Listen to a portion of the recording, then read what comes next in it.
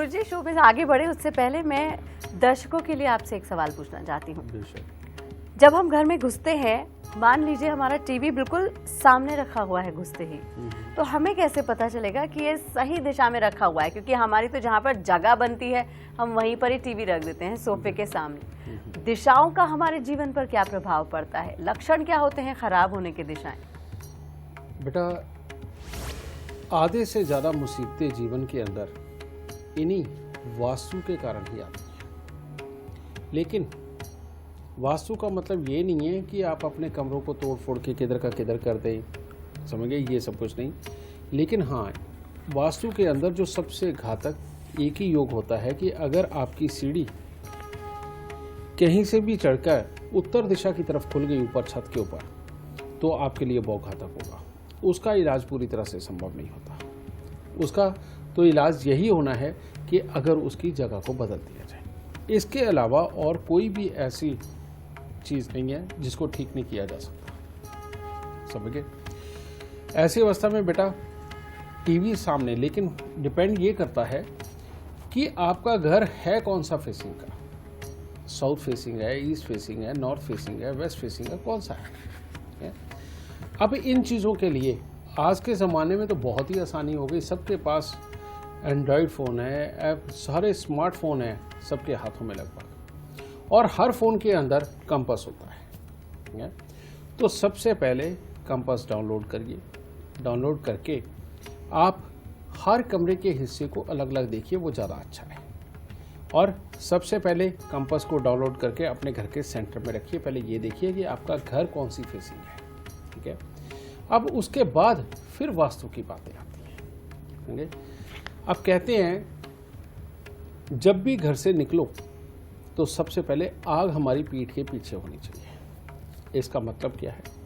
इसका मतलब है कि घर की एंट्री के आसपास में ही बिल्कुल किचन होना बहुत ज़रूरी है। अगर किचन घर की एंट्री के आसपास नहीं होगा तो उसके अंदर वेंटिलेशन की भी प्रॉब्लम हो सकती है। हो सकता है पीछे का हिस्सा बंद हो या किसी भी तरह से ये सब चीज़, और वो ख़राब करती है।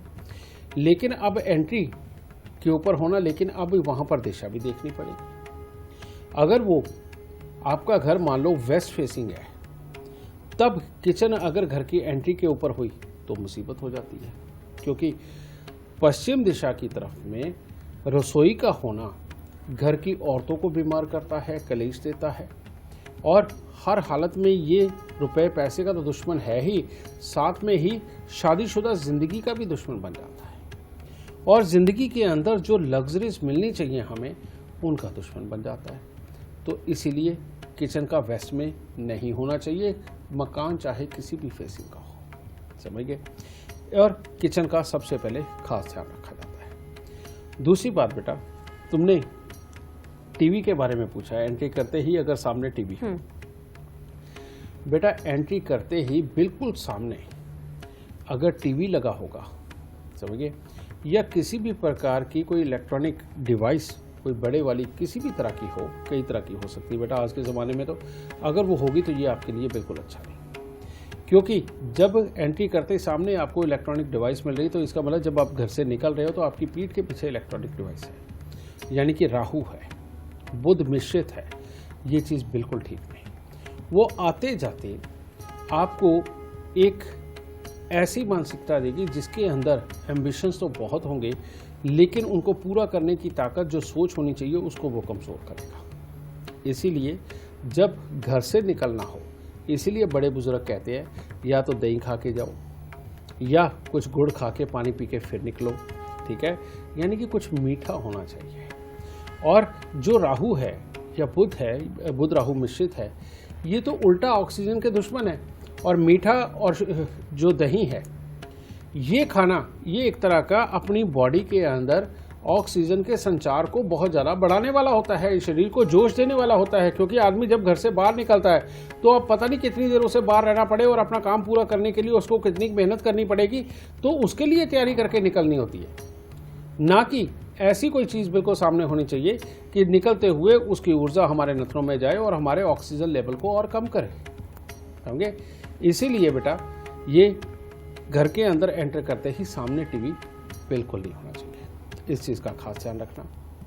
दूसरा बेटा, अब घर के अंदर सही मायने में जो ब्याहता जोड़ा है, जो घर का बड़ा भी है लेकिन ब्याहता है, जवान है अभी, उनका जो बेडरूम होना चाहिए वो साउथ वेस्ट में होना चाहिए। और साउथ वेस्ट में ना होकर के अगर वो साउथ ईस्ट में हुआ तो मियाँ बीवी सदा लड़ते ही रहेंगे।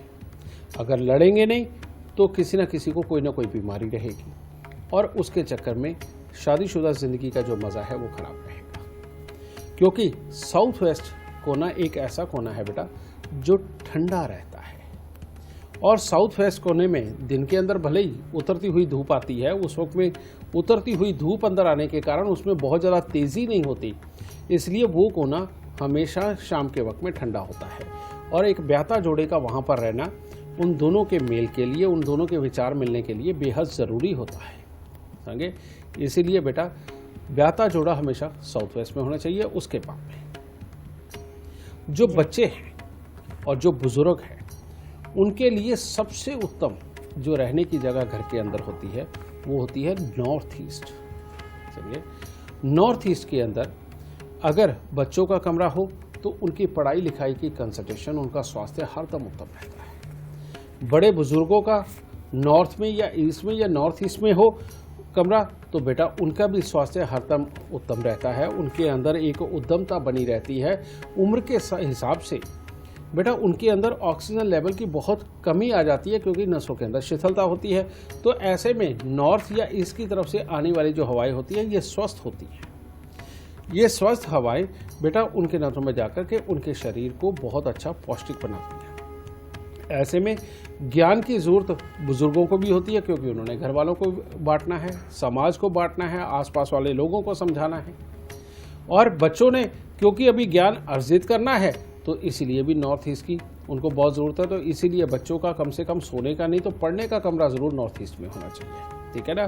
कई लोग नॉर्थ ईस्ट के कोने के अंदर बहुत बड़ा सा मंदिर बना देते हैं, जो कि बनाना भी चाहिए, लेकिन अगर जगह की कमी है तो बेटा मैं आपको एक ही बात कहूँगा कि मंदिर भले ही छोटा करके आप कहीं पर भी थोड़ा बहुत इधर उधर शिफ्ट कर दो, लेकिन बच्चे की पढ़ाई का जो टेबल हो जहाँ पर बैठ के उसने रिविज़न करनी है बेटा वो नॉर्थ ईस्ट में होना चाहिए, क्योंकि उससे अच्छी और बड़ी जगह कोई नहीं।